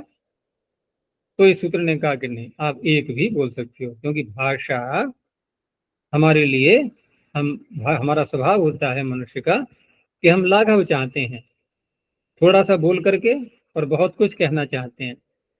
तो ठीक है, थोड़ा सा बोल दिया और 2 वृक्ष अर्थ निकल आया, वृक्षौ कहते ही। बहुवचन में भी ऐसे ही है, वृक्षश्च वृक्षश्च वृक्षश्च वृक्षः। ये प्रश्नावृत्ति में हम जान ही गए इतनी बात तो सारी। आगे देखो, प्रत्यर्थम शब्द निवेशात। अब ये हेतु दे रहे हैं कि ये क्यों आवश्यकता पड़ी इस सूत्र की, कि प्रत्येक अर्थ में, अर्थम अर्थम प्रति प्रत्यर्थम, अर्थ माने अविधेय वाच्य, तो प्रत्येक वाच्य के प्रति शब्द का निवेश होता ही है, शब्द का प्रयोग होता है उसके लिए। शब्द निवेशात नएकेन अनेकस्य विधानम, एक से अनेक का विधान नहीं होना चाहिए, नहीं तो ये नियम बिगड़ जाएगा हमारा, कि प्रति अर्थ शब्द का निवेश होता है।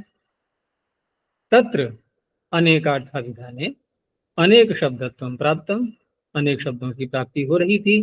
तस्माद एक शेषः, इसलिए सूत्र की आवश्यकता हुई। अब उदाहरण देख लो कि स्वरूपाणामिति के। अब प्लक्ष बहुत सारे हैं, न्यग्रोध भी बहुत हैं, ठीक है ना। तो प्लक्ष और न्यग्रोध समान रूप तो नहीं है इनका। तो अब यहाँ पर ऐसे नहीं करेंगे, यहाँ कैसे विग्रह करेंगे, प्लक्षाश्च न्यग्रोधाश्च। तो ऐसे विग्रह करते हुए अब यहाँ प्लक्ष और न्यग्रोध विरूप हो गए ये, इसलिए एक शेष नहीं होगा कि अकेला हम प्लक्ष या अकेला न्यग्रोध बोल करके दोनों अर्थ लेने संभव नहीं है। स्वरूप में रूप शब्द अर्थात हटा दो इसको और आप बोलो केवल समानानाम, क्योंकि स्वरूप में समान शब्द का समास हुआ है रूप के साथ में। तो रूप ग्रहणम किम जो कहा गया आगे, जिसका क्या तात्पर्य, कि केवल समानानाम इतना कहा जाए, समास न किया जाए रूप के साथ में। तो क्या होगा कि भिन्नेप्यर्थे यथा स्यात्, इसलिए रूप ग्रहण किया गया है कि भिन्न अर्थ में भी एक शेष हो जाए।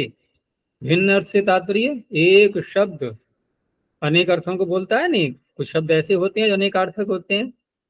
जैसे अक्ष को ही ले लो, तो अक्ष इंद्रिय भी है हमारी, ठीक है ना, नेत्रेंद्रिय, या सामान्य रूप से सभी इंद्रियों को अक्ष बोल देते हैं। जैसे परोक्ष, प्रत्यक्ष, इनमें अक्ष क्या केवल आंख का अर्थ है क्या, केवल आंख लेंगे हम, नेत्र, सारी इंद्रियां, ज्ञान इंद्रिय सभी आ जाती हैं। हम कहते हैं ना ये विषय हमारे लिए प्रत्यक्ष है, और हमने सुना है कान से, किसी शब्द को सुना कि हमारे लिए प्रत्यक्ष ज्ञान हो गया। किसका, शब्द का, ध्वनि का, ठीक है ना। रस का ज्ञान हो गया, कैसा है ये ज्ञान, प्रत्यक्ष है। कैसे प्रत्यक्ष है, कि हमने जिह्वा पर रख के देखा अभी चेक करके। तो यहाँ है अक्ष का प्रयोग नेत्र का। इस तरह से अक्ष इंद्रिय के वाचक भी हो गया। और जुए में खेलते हैं, पासे पीछे आया था ना, अक्षशिला का संख्या परिणाम प्रथम वृत्ति में, यहाँ पीछे नहीं, यहाँ तो आएगा अभी आगे। तो वहां देखो अक्ष जुए का भी अर्थ हो, उसके पासों का अर्थ हो गया, ठीक है ना। और एक बहेड़े का फल आता है, देख लेना कहीं आयुर्वेद में, उसका भी अक्ष अर्थ अक्ष शब्द से प्रयोग करते हैं। ऐसे ही पाद शब्द पैर के लिए भी है, श्लोक का चतुर्थांश भी है। उधर परमात्मा के भी 4 भाग किए ना, त्रिपादस्यामृतम देवी। तो इस तरह से ये ऐसी माश को ले लो, एक परमाणुवाचक भी होता है माश, और उड़द को क्या बोलेंगे, वो भी माश है। तो ये जो अनेकार्थक शब्द हैं, भिन्नेप्यर्थे, इनमें भी हम जब अक्षश्च अक्षश्च अक्षश्च ऐसे बोलेंगे, अब सबका अर्थ अलग अलग आ रहा है, लेकिन एक शेष हो गया। क्यों हो गया कि समानानाम न कह करके हमने स्वरूप बोला। अब रूप पर अधिक ध्यान देना है, अर्थ चाहे भले ही भिन्न भिन्न आ जाए। और समानानाम कहते तो क्या होता, शब्द भी वही, अर्थ भी वही, यही तो होता, तब समानता होती। ये रूप ग्रहण से अर्थ निकाल लिया। एक ग्रहणम किम, एक शेष और एक विभक्तौ, ठीक है ना। तो एक शेष वाला जो एक शब्द है उसके लिए कहा है कि द्विबहुः शेषो माहुः। अगर इतना ही बोलेंगे स्वरूपाणाम शेषः, तो हमने बोला 5 बार या 6 बार। 6 वृक्ष हैं तो वृक्षस्य वृक्षस्य वृक्षस्य, ऐसे 6 बार बोला। अब कितने बचाएं हम इसमें से, कोई है नियम है? कोई कहेगा हम 5 बार बोलेंगे, कोई 4 बार बोलेंगे, कोई 3 बार बोलेंगे, कोई 2 बार बोलेंगे। 2 तक ही हुआ, 1 बार बोलेंगे तो सूत्र ही कह गया, फिर तो सूत्र पर आ गए ना। 1 बार बोलेंगे फिर तो सूत्र की बात मान ली। सूत्र की बात कब खंडित होगी, जब 2 बार से हम प्रारंभ करेंगे कि 2, 3, 4 कितनी बार बोल लो, तो ऐसे भी शेष होने लगेगा। तो इसलिए कहा एक शेष, एक ही शेष है। कहा कि शेष ग्रहणम किम, आप एक बोल दो ना, स्वरूपाणाम एक। ये शेष ग्रहण क्यों किया, तो केवल एक बोलेंगे तो क्या हो जाएगा कि देखो वृक्षश्च वृक्षश्च वृक्षश्च, या पहले अश्व को ले लोगे, अश्वश्च अश्वश्च अश्वश्च, 3 अश्व है मान लो। अब सूत्र क्या कह रहा है, स्वरूपाणाम एक, तो क्या होगा, एक ये आदेश, तो तीनों अश्व के स्थान पर एक आदेश। अब आदेश होते ही कौन सूत्र आ जाएगा, स्थाने अंतरतम। तो अश्व शब्द क्वन प्रत्यय, अशु पुरुषी लटी कणी खटी विषिभ्य क्वन, तो नित है ना, नित होने से आद्युदात्त। अब 3 है इसमें, अश्व अश्व अश्व, 3 आद्युदात्त हैं। इनके स्थान पर हमें एक अश्व लाना है, तो कैसा आना चाहिए वो स्थानीय अंतरतम से, केवल एक उदात्त वाला या 2 उदात्त होंगे तब ज्यादा मेल आएगा, क्योंकि 3 उदात्त बैठे हुए हैं उसमें। तो 3 में जब 2 हमारे आ रहे हैं, 2 ही स्वर इसमें अश्व, 3 वाला जैसे प्लक्ष वहां भी नहीं, 3 अगर कोई ले लें हमारे जैसे बालक, तो वहां 3 3 भी है, यहाँ तो 2 ही है ना, अ और श्व, तो दोनों उदात्त वाला अश्व आएगा स्थानीय अंतरतम से, आएगा कि नहीं। और भी कई समस्याएं आ सकती हैं, आदेश मानेंगे तो आदेश प्रत्यय सूत्र भी कहीं कहीं लग सकता है, तो आदेश न हो जाए, उनमें से ही एक बचा हुआ रहेगा, कोई नया नहीं ला रहे हम, ये शेष से अर्थ निकलेगा, आदेशो माभूत। अब कहा एक विभक्त विधि के रूप समान है यदि, तो भिन्न विभक्तियों में भी तो समान रूप हो सकता है या नहीं। पयस शब्द लिया है, और पयस का प्रथमा का एक वचन क्या बनता है, पयः, द्वितीय का एक वचन क्या बनता है, पयः, समान रूप है नहीं है, तो पयश्च पयश्च, ठीक है ना। 2 बार बोला हमने, विभक्ति समान नहीं है, ध्यान रखना, एक के आगे सु है, एक के आगे अम है, कर दें एक शेष नहीं। तो वही उदाहरण दिया है, पयः पयो जरयति, कौन है इसमें प्रथमांत, पहला, दूसरा द्वितीयांत। पयस पयस को पकाता है, पचाता है, हजम करता है, करता है क्या दूध, दूध को हजम, दूध दूध को हजम करता है, ठीक है ना, कहीं का वाक्य है ये। कहने का तात्पर्य है कि दूध को पचाने के लिए किसी अन्य और पाचक तत्व की आवश्यकता नहीं है, दूध स्वयं ही अपना पाचन कर लेता है, ये तात्पर्य है। एक उसका उत्कृष्टता दिखाई जा रही है उसकी। जैसे बहुत सी चीजें ऐसी हम सेवन करते हैं ना भोजन में, गरिष्ठ होती हैं, तो कहा कि देखो ये गरिष्ठ है, इसको पचाना है तो साथ में ये और ले लो अंत में, बोलते हैं नहीं, ऐसा दुग्ध के साथ नहीं है, ये तात्पर्य है। ब्राह्मण शब्द को लिया, भ्याम तो 3 जगह आ रहा है। अब यहां पर क्या होगा, ब्राह्मणाभ्याम ये तृतीया का हो गया, ब्राह्मणाभ्याम ये चतुर्थी का द्विवचन हो गया, ब्राह्मणाभ्याम च कृतम ब्राह्मणाभ्याम च देहि। 2 ब्राह्मणों ने ये किया है और 2 को ही ये दे दो अब, ठीक है ना। तो यहां भी एक शेष होने लगेगा भिन्न विभक्तियों में। चले आगे, फिर ये समाप्ति ही कर दें आज, क्योंकि ज्यादा सरल है, कठिन नहीं है। वृद्धो यूना तल्लक्षणश्चेदेव विशेषः। तो यहां पर ये सूत्र का तात्पर्य वृद्ध और युवन, यूना। तो वृद्ध शब्द यहां पर किसका वाचक माना जाएगा? वृद्ध को हम लोक में क्या बोलते हैं? जिसकी आयु अधिक है, ठीक है ना, जो अवस्था में बड़ा है उसको वृद्ध कह देते हैं। और एक वृद्ध वो भी है, वृद्धर्यस्य चामादिस तद्वृद्धम। तो यहाँ कौन सा वृद्ध लेंगे? तो ये वृद्ध शब्द यहाँ पर पूर्व आचार्य उनकी संज्ञा है, ये गोत्र की, ठीक है ना। पाणिनि ने नहीं कहा ऐसा, पाणिनि ने तो वृद्ध का एक अलग अर्थ लिया, लेकिन अन्य आचार्य गोत्र को वृद्ध शब्द से बोलते थे, वही यहाँ लेना है। आगे आएगा अभी। तो शेष इति वर्तते, अब तो एक शेष प्रकरण है ना पूरा ये पाद के अंत तक, तो शेष की निवृत्ति सब में आती रहेगी। यूना सह इति, यूना इति सह योगे तृतीया, ये सह के योग में तृतीया है, तेन सहेति तुल्य हो गए। और वृद्धो यूना सह वचने शिष्यते, यानी वृद्ध शब्द जाति गोत्रवाचक शब्द यूना युवा पत्य में जो शब्द हैं उनके साथ में शेष रहता है युवा निवर्तते। आगे खोल दिया है कि वृद्ध शब्द है पूर्वाचार्य संज्ञा गोत्रस्य, पूर्वाचार्यों ने गोत्र का नाम वृद्ध रखा है। यानी कि अपत्यम अंतर्हितम वृद्धमिति, अंतर्हित व्यवधान से युक्त जब अपत्य होता है तो पिछला वाला कौन बन जाता है? गोत्र। यही तो होता है ना, अपत्यम पौत्र प्रभृति कहां से प्रारंभ होता है?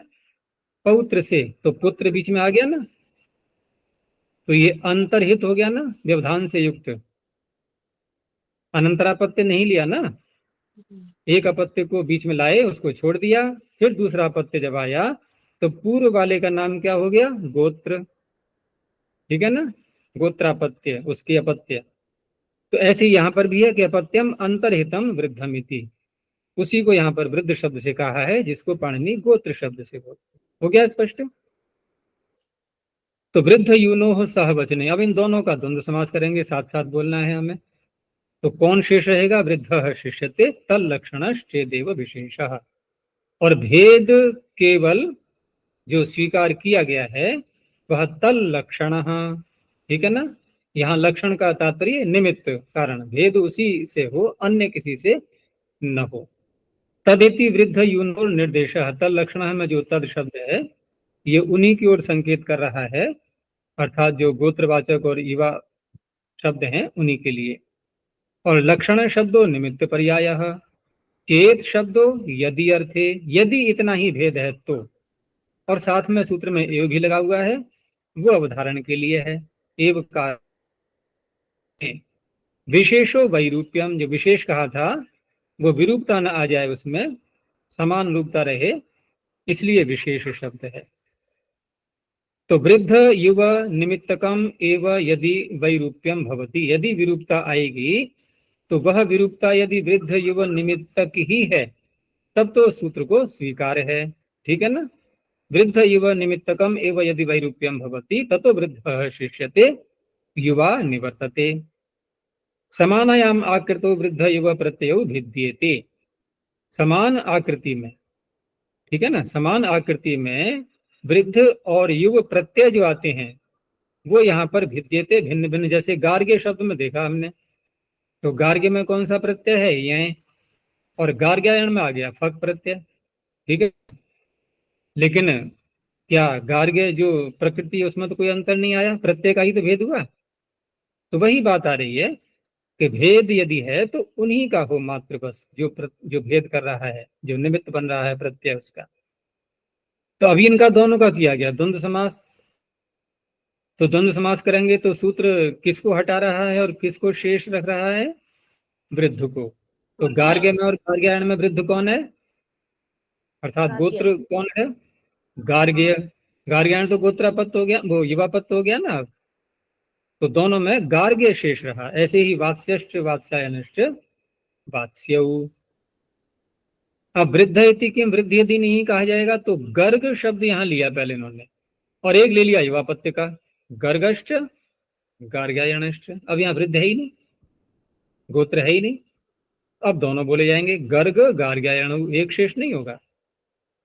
यूनेति किम, युवापत्य के साथ में ही करना है। अब गार्ग्यश्च, ये तो वृद्ध हो गया, लेकिन अब वो गर्ग आगे ले लिया, ये युवापत्य नहीं है, तो यहां भी द्विवचन बोलना जब पड़ेगा, गार्ग्य गर्गौ। तल्लक्षण इति किम, भेद केवल प्रत्यय का ही हो, अन्य नहीं। अब यहाँ किया कि यहाँ तो शब्द ही बदल गया कि गार्ग्य और वात्स्यायन। गार्ग्य ठीक है वृद्ध है, वात्स्यायन ठीक है युवापत्य है, लेकिन शब्द ही बदल गया ना पूरा, तो द्विवचन ही बोला जाएगा, गार्ग्य वात्स्यायन हो। एवकारः किमर्थः, एव सूत्र में दिया है, उसके लिए कहा कि भाग वित्तिश्च भाग वित्तिकश्च। अब भाग वित्ति यहां पर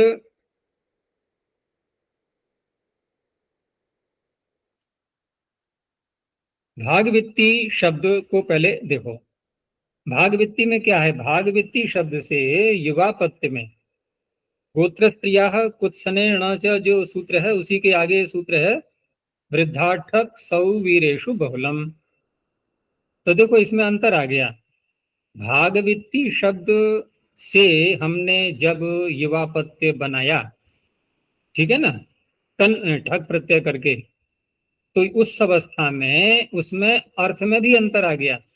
अर्थ में अंतर यह आ गया कि एक तो निंदा अर्थ भी लिया हमने इसमें, कुत्सन अर्थ की अनुवृत्ति आ रही है उसमें, कुत्सने की अनुवृत्ति अगले सूत्र में वृद्धार्थक सौवीरेषु बहुलम में आ रही है। और दूसरा उसमें सौवीर विशेषण और जोड़ दिया कि सौवीर गोत्र में होना चाहिए। तो यहाँ पर यहाँ दोनों में अंतर आ गया, ठीक है ना, यहाँ दोनों में अंतर आ चुका है।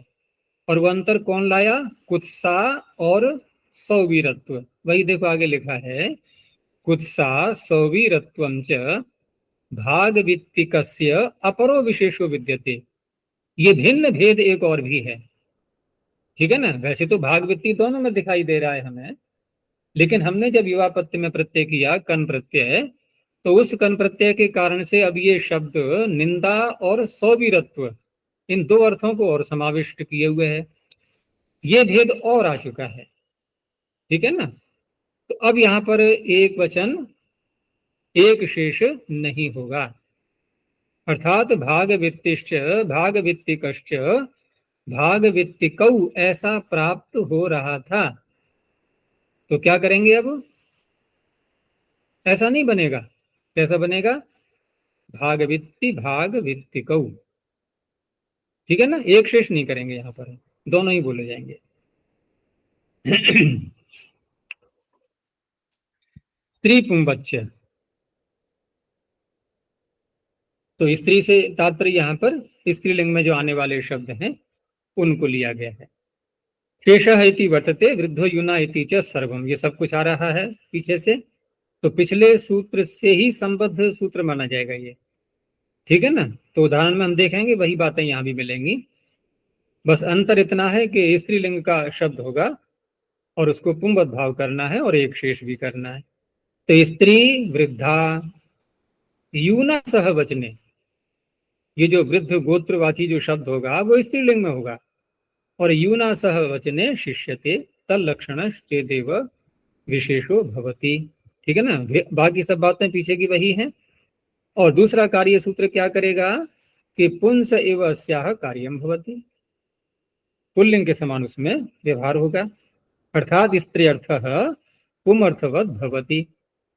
जैसे गार्गी, ये वृद्ध शब्द है और स्त्रीलिंग में भी है, और गार्गायण ये युवापत्ति में आ गया, युवा हो गया ये, तो दोनों का किया गया द्वंद्व समास। तो द्वंद्व समास दोनों का किया तो गार्गी तो शेष रहेगा, गार्गी शब्द शेष रहेगा, ठीक है ना। अब गार्गी में हमें रूप चलाना है, तो क्या लिंग मान करके चलाएंगे रूप? अब पुल्लिंग, ठीक है ना। तो गार्गी का पुल्लिंग में द्विवचन में क्या बनेगा? नदी का क्या बनता है वैसे स्त्रीलिंग में द्विवचन में? नद्यौ। नदी, नद्यौ, नद्यः। तो यहाँ भी देखो क्या है, ये पुंवत भाव जब किया गया तो क्या बन गया यहाँ पर? अब ये गार्ग्यौ।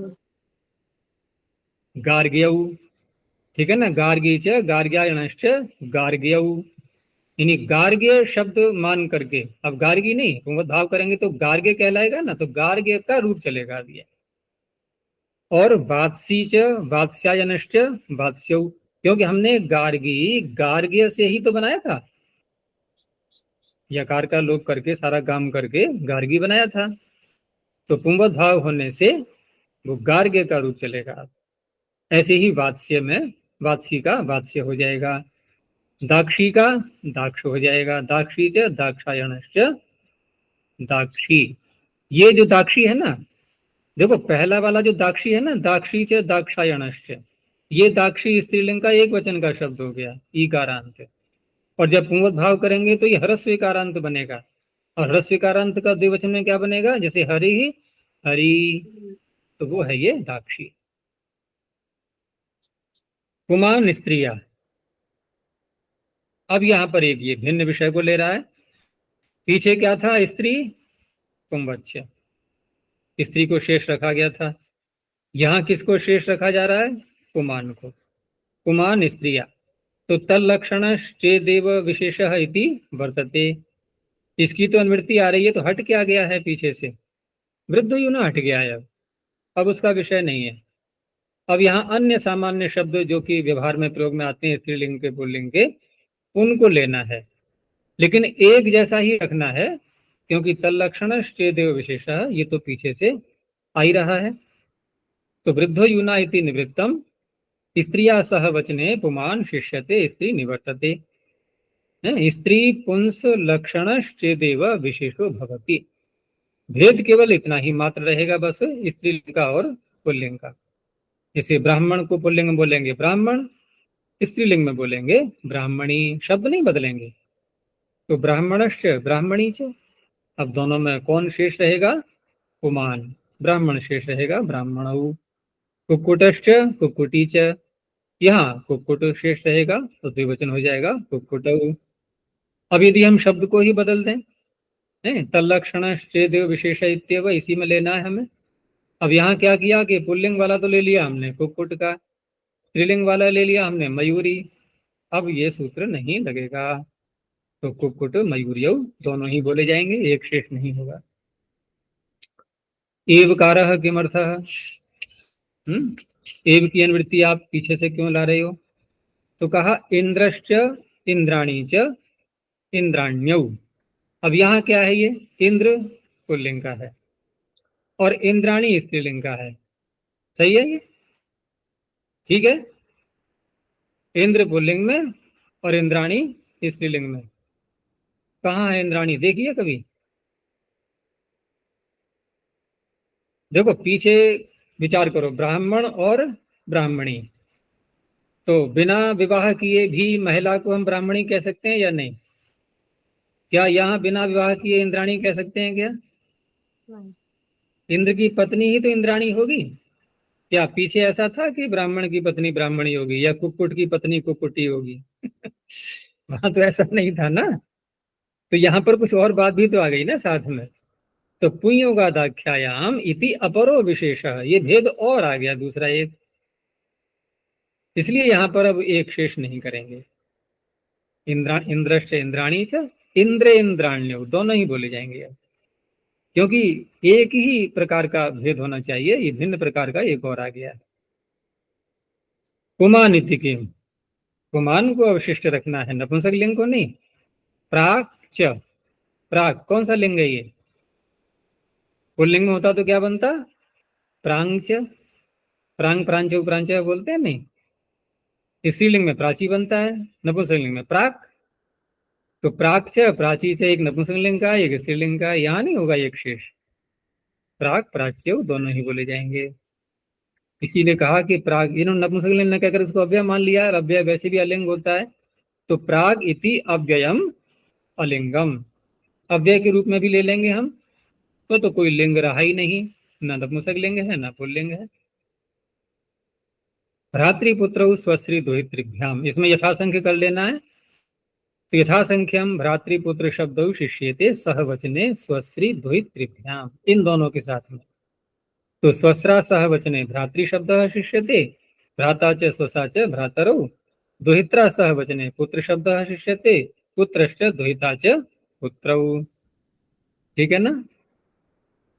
नपुंसकम अनपुंसकेन एकवत् च अन्य तरस्या, यहां भी वही प्रकरण चल रहा है। तल्लक्षण देव विशेष, शब्द वही रहना चाहिए, और भेद भी यदि हो तो केवल शब्द मात्र का ही हो, अर्थ का भेद न हो।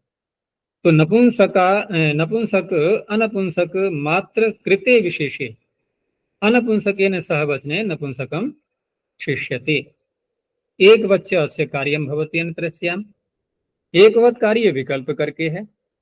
और ऐसे बहुत से वाक्य मिलेंगे अन्य शास्त्रों में भी कि शुक्लश्च कंबलः, शुक्ला च बृहतिका।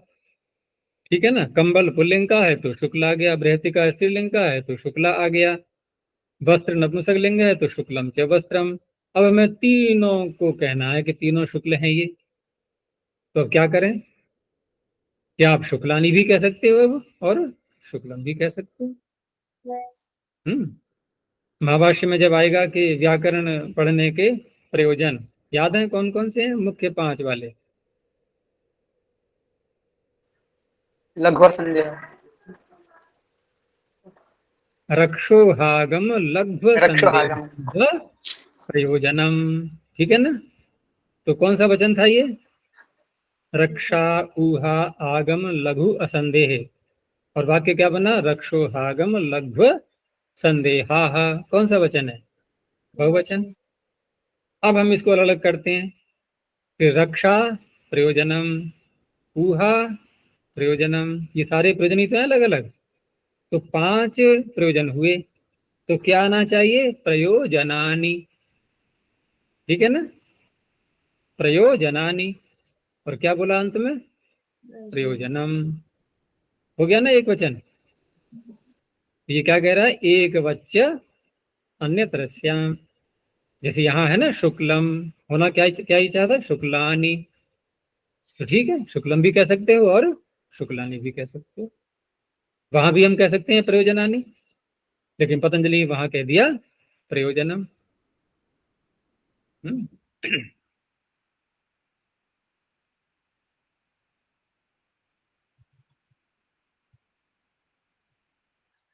और बहुवचन का भी देखो वो सूत्र आता है ना, जिसमें प्रमाणों की गिनती कराइए।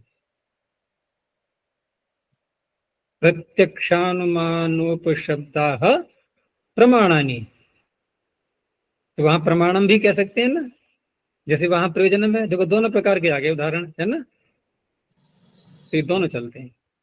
अनपुंसके नैतिकेम, अनपुंसक के साथ में करना है ना। अब यहाँ सारे ही नपुंसक ले लिए हमने शब्द कि शुक्लम च शुक्लम च शुक्लम च। अब नहीं होगा एक शेष, यहाँ पर बहुवचन ही बोलना है, शुक्ला ने। एक वच्च इति न भवति, एक शेष तो हो जाएगा सरूपाणा में एक शेष से, लेकिन एकवत नहीं होगा।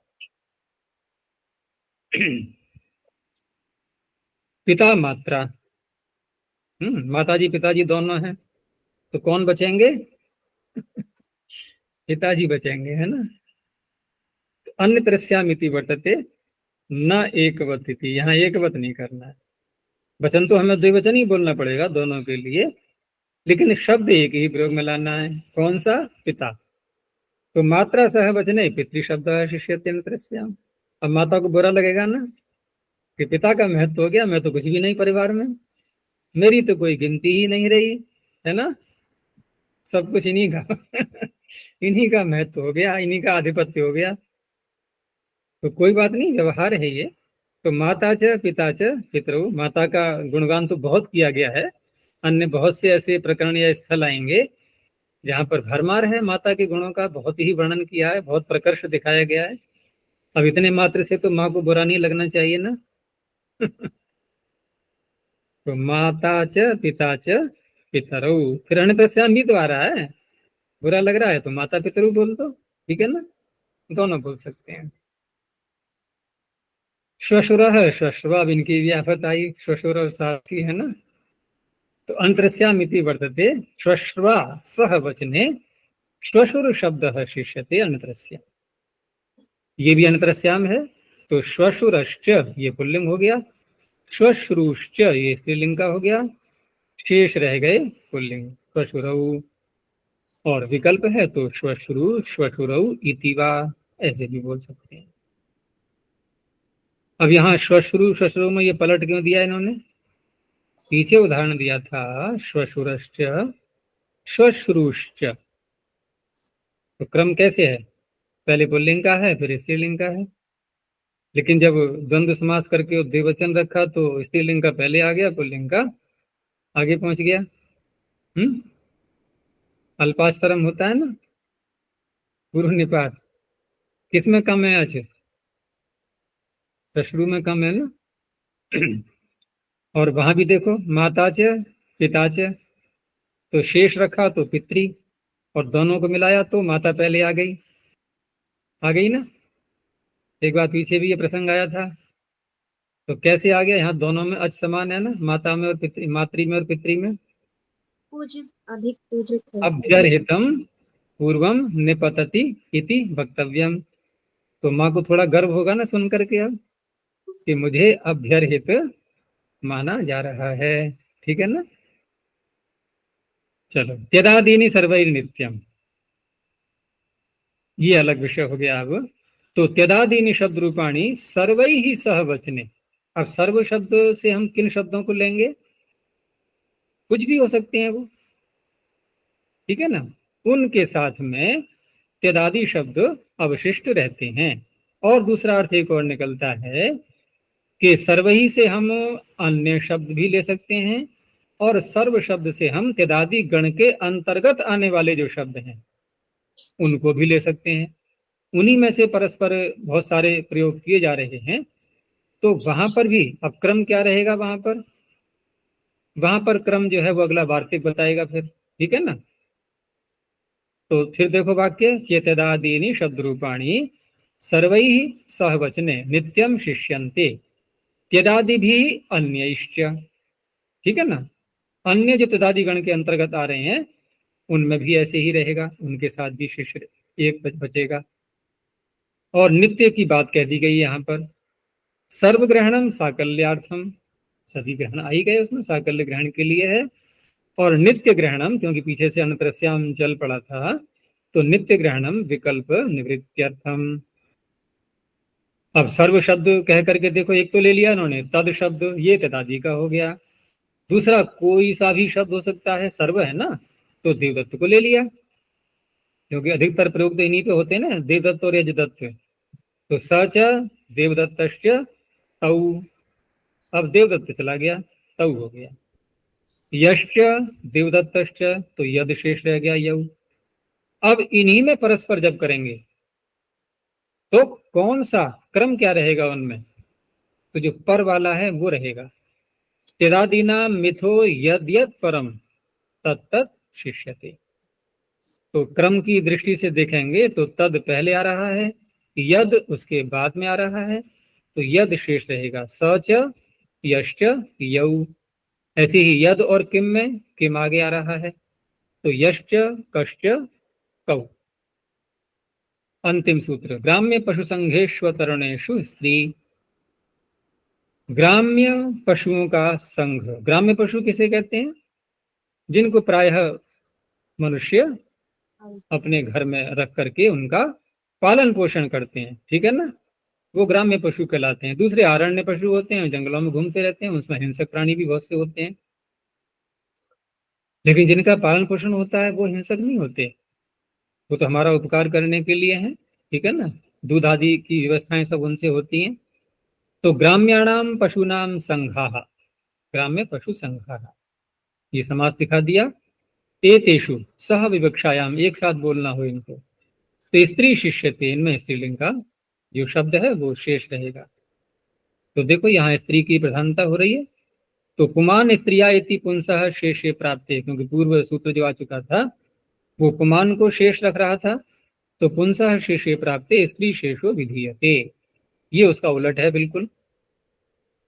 अतरुणेषु जो कहा गया है सूत्र में, तो अतरुण ग्रहणम सामर्थ्यात पशु विशेषणम, क्योंकि जब ग्राम्य पशुओं की बात आ रही है तो अतरुण में हम मनुष्यों के बच्चे या अन्य किसी के बच्चे नहीं लेंगे यहाँ पर। वहां तात्पर्य पशु में ही जो तरुण हैं उनको छोड़ करके, पशुओं में ही जो बच्चे हैं उनके। तो गाव इमाह अजा इमाह, अब यहाँ गाव इमाह में क्या दिखाना चाह रहे हैं ये? स्त्री। गौहु गावऊ गावः, पुल्लिंग में भी ऐसे ही बनता है रूप, स्त्रीलिंग में भी ऐसे ही बनता है। इमाह कह करके पता लग रहा है हमें, ठीक है ना, कि ये स्त्रीलिंग का है। लेकिन गावः का अर्थ क्या होगा? केवल स्त्री गाय, नहीं। इसमें पुरुष गौ भी आ गया और स्त्री गौ भी आ गया, तभी तो सूत्र चरितार्थ होगा ना, कि स्त्री शिष्यते, अर्थात पुल्लिंग वाले भी हैं इसमें, पुम गौ भी हैं इसमें, गाय भी चर रही हैं, बैल भी चर रहे हैं। तो गावश चरंती, इमाह गावश चरंती, ठीक है ना, एक शेष स्त्री का रह गया। ऐसे ही अजा इमाह, तो अज और अजा सभी हैं वहां पर, बकरा बकरी सभी हैं, लेकिन इमाह कह करके ये दिखाया जा रहा है कि स्त्रीलिंग का अजा शब्द शेष रहेगा, लेकिन ग्रहण अर्थ में दोनों आ जाएंगे। ग्राम्य ग्रहणम किम, अब रुरु है ये सब जंगल में घूमने वाले ये प्रजातियां हैं ना हिरणों की, ये सब हैं, तो उसमें हिरण हिरणी आदि सब आ रहे हैं रुरु, तो वहां पर ग्राम्य ग्रहण जो किया गया है। अब वहां पर स्त्रीलिंग का शेष न करके पुल्लिंग का शेष हो गया। तो रुरव इमे, कई शब्द ऐसे भी होते हैं व्यवहार में, देखो हिंदी में जैसे हम चिड़िया बोलते हैं, तो चिड़िया में पुम चिड़िया स्त्री चिड़िया दोनों ही तो होंगे, लेकिन व्यवहार में कभी पुम का प्रयोग होता है? चिड़िया उड़ रही हैं, कभी कहा है किसी ने कि चिड़िया उड़ रहे हैं? कहेंगे इसको हिंदी नहीं आती बोलना।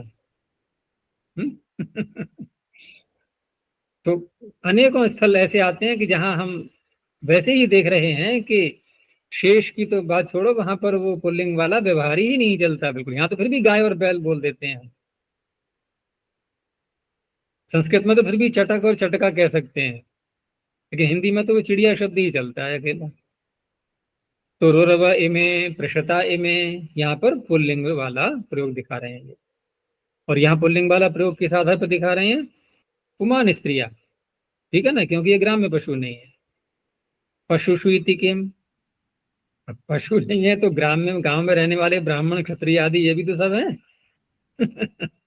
लेकिन पशु नहीं है, ग्राम्य तो है ये। तो यहाँ ऐसा नहीं होगा, यहाँ पुल्लिंग वाले पुल्लिंग कहलाएंगे, स्त्रीलिंग वाले स्त्रीलिंग कहलाएंगे, ब्राह्मण क्षत्रिय। लेकिन हाँ, स्त्री पुंगच करके पुमान स्त्रिया कह करके उसके द्वारा ब्राह्मण और ब्राह्मणी दोनों को मिला करके ब्राह्मण कह सकते हैं।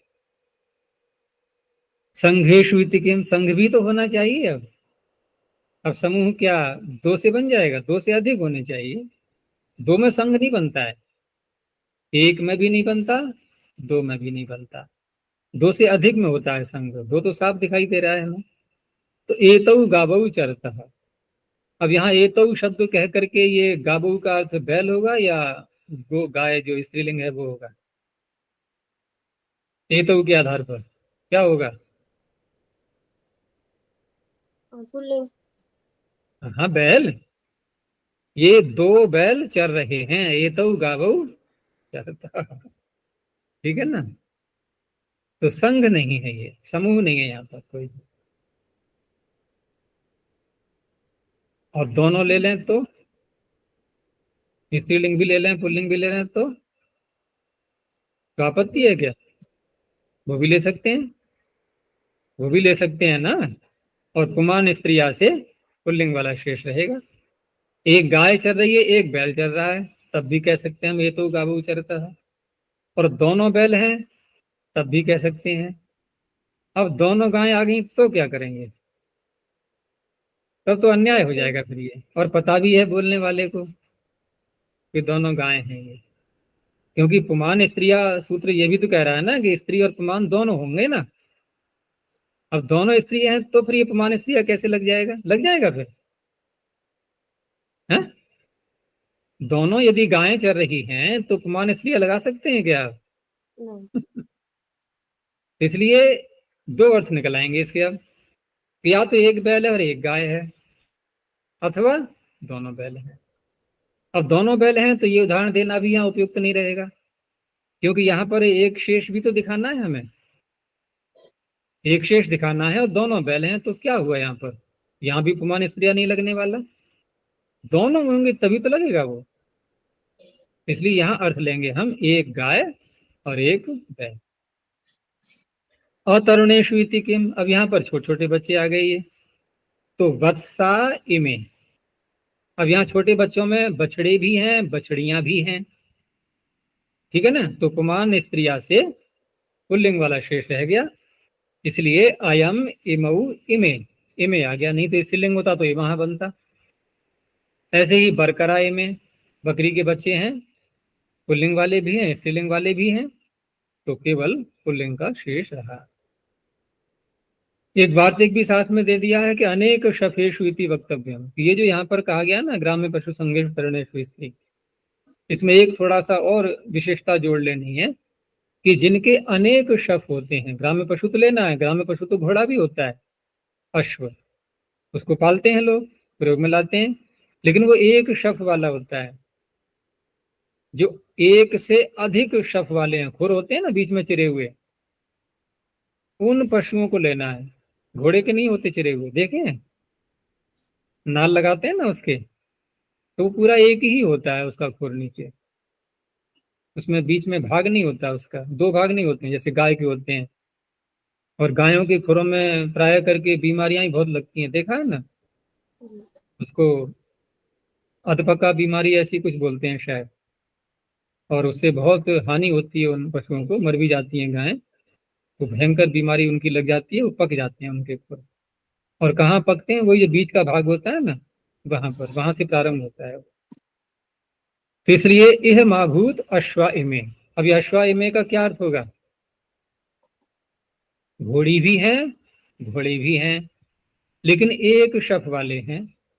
तो इस सूत्र के द्वारा तो यहाँ कार्य होगा नहीं, स्त्री का शेष नहीं रहेगा, तो पुमान स्त्रिया से पुल्लिंग हो जाएगा। तो अश्वाइमे का दोनों अर्थ हो गया, उसमें अश्व भी है अश्वाएं भी हैं, दोनों है। ठीक है ना, पाठ पूरा हो गया, बस यहीं पे रखते हैं। प्रणव ध्वनि।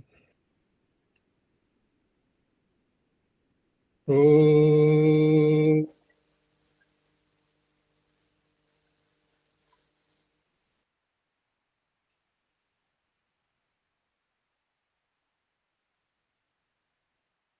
ओ